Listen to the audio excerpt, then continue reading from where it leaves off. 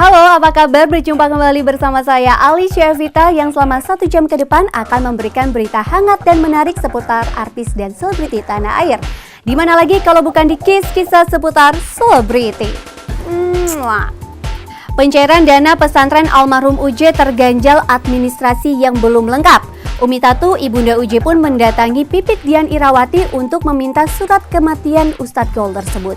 Namun sayang, saat bertandang ke rumah Pipik, ibu 4 anak itu justru sedang pergi keluar rumah. Lantas benarkah situasi ini menimbulkan kekecewaan sebagian umat yang telah memberikan sumbangannya?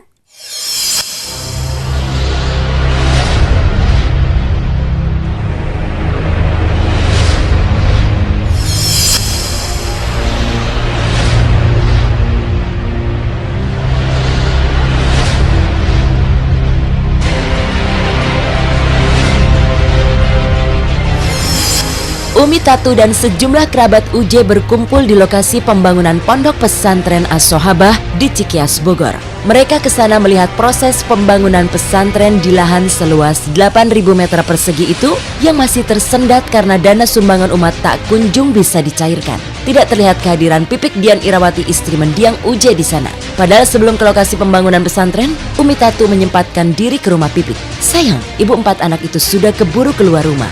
Sebenarnya kedatangan ibunda UJ menemui Pipik untuk meminta surat keterangan kematian UJ yang dipegang Pipik. Surat itu diperlukan sebagai persyaratan untuk mencairkan dana umat yang ada di rekening UJ Center.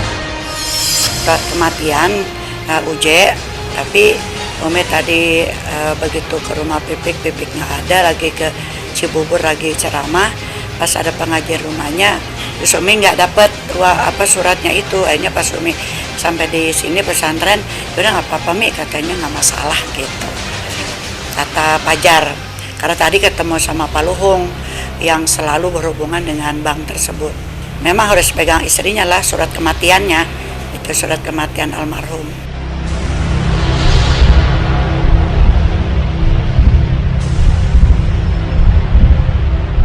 Terkait terkatung-katungnya pencairan dana umat, Ustadz Aswan, kakak almarhum UJ mengatakan, saat ini antara pihak UJ Center dengan bank sudah menemukan titik terang. Aswan menyatakan surat kematian yang diminta oleh pihak bank hanya sebagai formalitas saja. Dalam kurun waktu dekat, dana besar tersebut akan segera cair. Itu sebetulnya hanya syarat untuk RUPS, syarat formil untuk RUPS. Tapi alhamdulillah semua sudah kita terima dan sudah kita bicarakan dengan itu, sudah welcome, sudah oke gitu. Jadi ya bersyukurlah, mungkin doa dari seluruh jamaah yang sudah tahu bahwa kondisi kemarin kita memang sedikit ada masalah dengan keterlambatan untuk pengambilan uang sehingga terganggu proses pembangunan. Tapi alhamdulillah hasil akhir daripada semua itu, hasil dari RUPS, manajemen atau pihak bank sudah berkoordinasi dengan manajemen PT UJ Center bahwa mereka kasih kebijakan dengan RUPS, mereka akan bantu untuk mencairkan uang.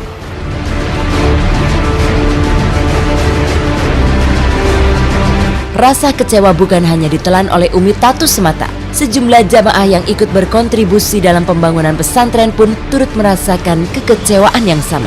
Pasalnya dana sumbangan mereka yang mencapai 2 miliar rupiah belum bisa dimanfaatkan. Padahal pesantren yang dirancang mewah itu sudah setengah jadi dan kembali mandek karena kehabisan dana. Lantas mengapa pihak bank terkesan mempersulit niat baik tersebut? Mereka juga merasa kecewa, bukan kecewa sama kita ya, kecewa sama bank itu sendiri. Kenapa kok uang jamaah, uang pengajian, uang majelis taklim, ya uang orang nyumbang, baik dari pribadi maupun dari mungkin ada segala macam lah untuk membantu kepada pondok itu, ya mereka merasa kecewa karena kenapa nggak bisa diambil, bahkan itu kan akan segera digunakan untuk pembangunan tersebut.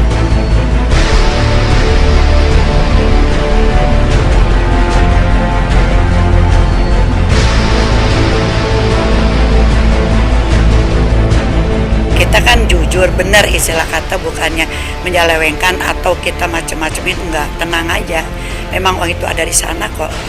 Bahkan kalau bisa mah ibu datang aja ke bank itu ya rame-rame istilahnya, kan kita nggak mau dong, malu ya kan, gara-gara uang majelis pesantren aja sampai begitu.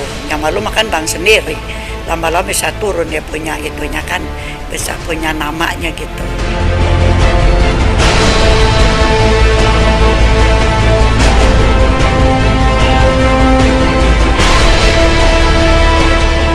Kendati pesantren mewah tersebut belum siap dihuni, namun telah mengundang perhatian masyarakat untuk menghuninya. Umi Tatu mengucap syukur atas sumbangsi dari partisipan yang ikut geram. Tak tanggung, para jamaah tersebut menawarkan jasa pengacara untuk membantu melancarkan proses ini ke jalur hukum. Memang mereka juga gitu kecewa, kok kenapa sih uang kita disimpan di bank untuk pembangunan kok mau ngambil aja susah banget gitu. Jadi mereka juga ingin ngebantu sekali bagaimana cara mencairkan uang itu. Bahkan seperti pengacara itu mereka pada mau sendiri, bukan kita yang nyuruh gini, enggak. Mereka tuh sangat semangat karena pertama UJ ya udah almarhum, keduanya pembangunan kan kewajiban umat Islam seluruh dunia lah, apalagi kita di Jakarta ya kan, di Indonesia punya kewajiban kita melaksanakan program untuk umat gitu. Mereka ya merasa gimana gitu, ada satu kendala yang nggak bagus untuk pembangunan pesantren, bukannya dibantu gitu ya, kok dipersulit begitu.